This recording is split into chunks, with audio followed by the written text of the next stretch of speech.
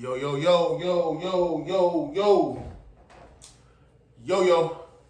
What's good with it? It's the homie Mac, music, art, culture, knowledge.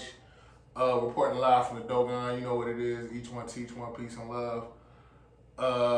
So this is another Mac Minute session. Um, if you know, you know. If you've been paying attention halfway, there's been a lot of lyrical lashings going on. A lot of rappers going at each other, specifically Kendrick Lamar, Drake, J. Cole, but Cole excused himself. What else?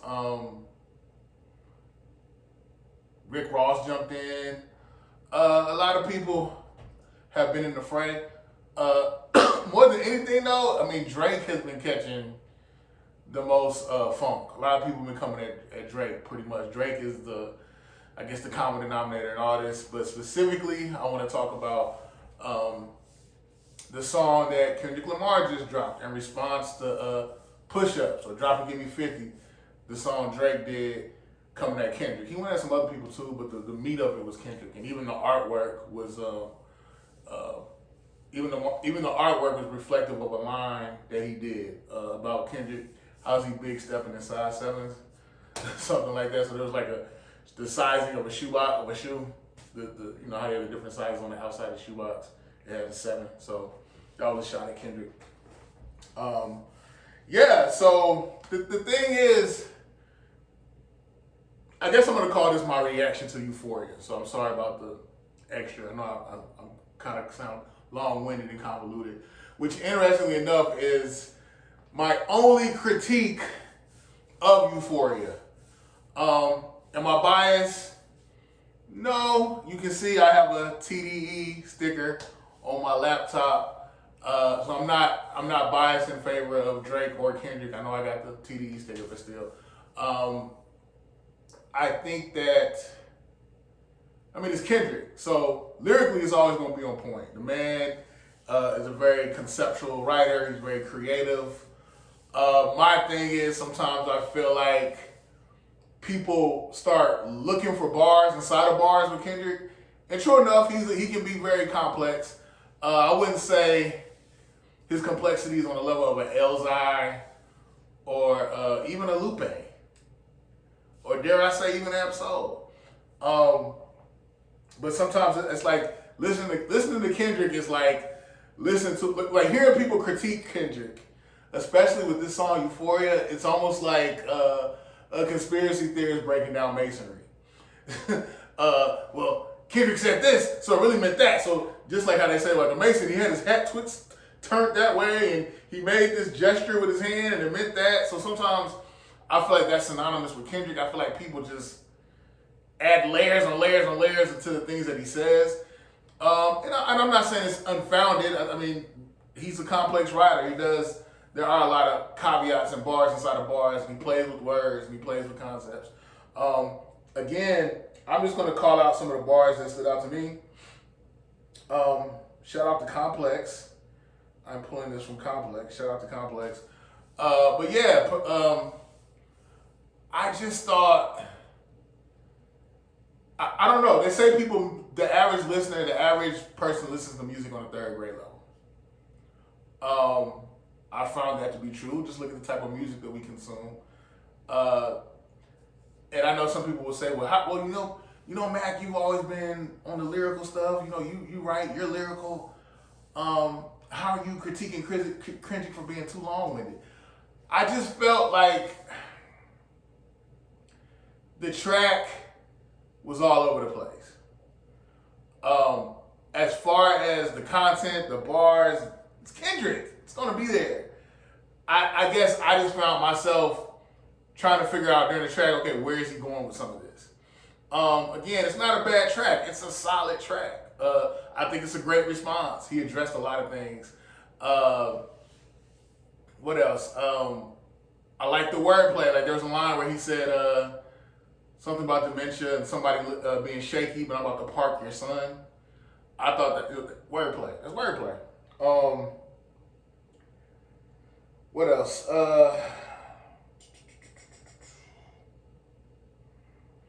You gonna make a nigga bring back Puff. Let me see if Chubbs really crashed something.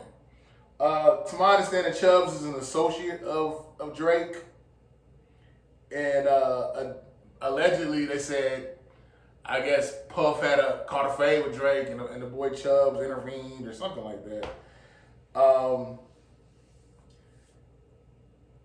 So I thought that line stood out to me. What else? Let me see. Yeah, Cole and Aubrey know I'm a selfish nigga. The crown is heavy, huh? I pray they my real friends. If not, I'm YNW Melly. I thought that was clever. I'm reading from Complex. Kendrick's disrespect ricochets off his rap adversaries until YNW Melly, an artist on trial for allegedly murdering his own friends and making it appear as a drive-by shooting committed by other rivals.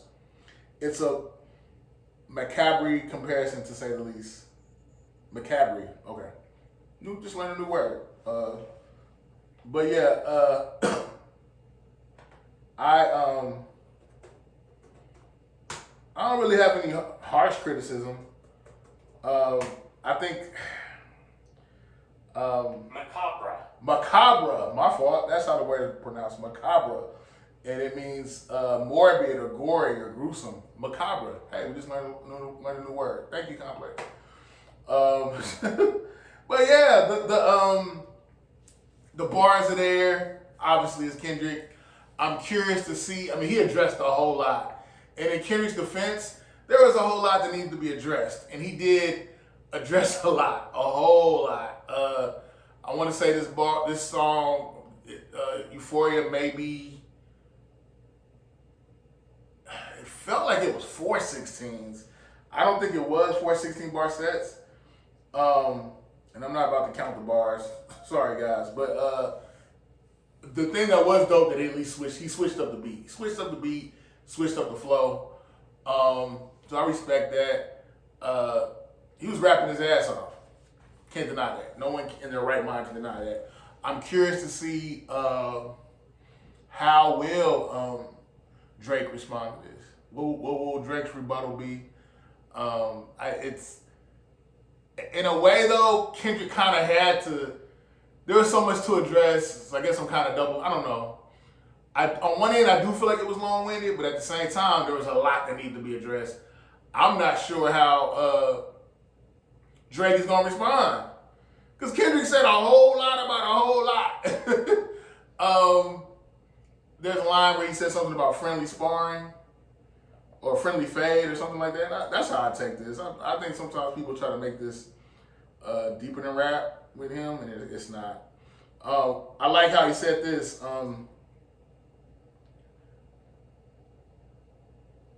Ain't 20 verse 1. It's 1 verse 20. If I gotta smack niggas that right with you. That was hard. Addressing the whole ghostwriting thing, reference tracks, how Drake has outside inspiration to the point where that outside inspiration may actually be writing for him. I like how he said that.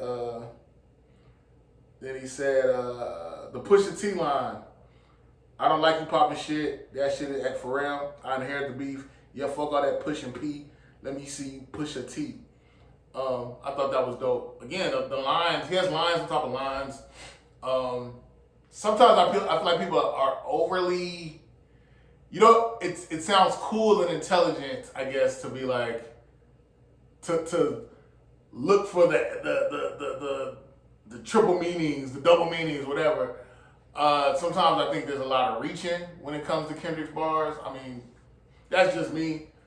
But people are zealous about the people they like, the artists they like.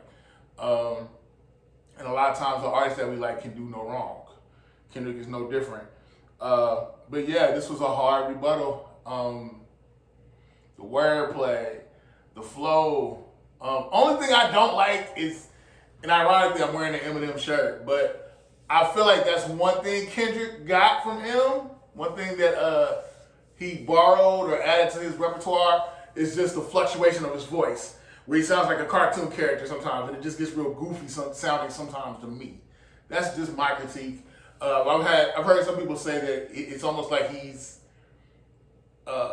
mirroring Nicki Minaj and how she plays with her voice, but I think they both got it from Eminem. That's just me. But yeah, like this is rap. It's not deep in the rap. I don't see this going beyond, as Kendrick said, a friendly fade. I don't think nobody's gonna get clapped over this. At least Lord willing that doesn't happen. Yeah, I'm interested again to see Drake's response. Dope track. Kendrick killed it, bar for bar. I wish it could have been, again, more concise, a little shorter, but at the same time, he had a lot to address. But I could tell, sometimes I feel like he overthought some of his bars, but I don't know, at the same time, like he had to do it, he had to go hard, people put him on the clock, and we definitely got our time's worth. Our weight, the weight we got, yeah, we definitely got some heat from K Dot. But yeah, it's good for hip hop. I like to hear people that actually talking about content, like what he said. Again, I know my criticism earlier was that sometimes people reach for Kendrick's bars or they add stuff that I didn't think was really there. They over analyze. But I'll take that though. I like to hear people actually discuss lyrics and meanings and get an understanding to the bars. Because if there are no words, what is hip hop anymore? If there are no words, if we don't place value in words. So yeah, Kendrick did the damn thing. I'm interested again to see how Drake responds. I think Drake probably already has a response. But yeah, it's the homie MACK, man, reporting live from the Dogon. Each one teach one, peace and love. I'm rooting for Kendrick. That's what I'm rooting for. I'm pulling for him. But I think this is good for the sport of hip hop. I like the fact that Drake is actually letting his nuts hang and stood up to the plate. If you had told me 5 years ago that Kendrick would get into it with Cole and Drake, I would have said, okay, so 5 years ago, if you had told me Kendrick was going to get into it with Cole and Drake, and you told me that J. Cole bowed out and that Drake went hard, I wouldn't have believed you. Wouldn't have believed you. So I'm kind of standing in awe of this. This whole thing is fun, it's entertaining. It shows the power of hip hop. Everybody's been talking about this thing all day. I know they're talking about it at the barbershops. We're going to keep talking about this well into the weekend and beyond. But yeah, it's the homie MACK, man. Each one teach one, peace and love. Signing out from the Dogon.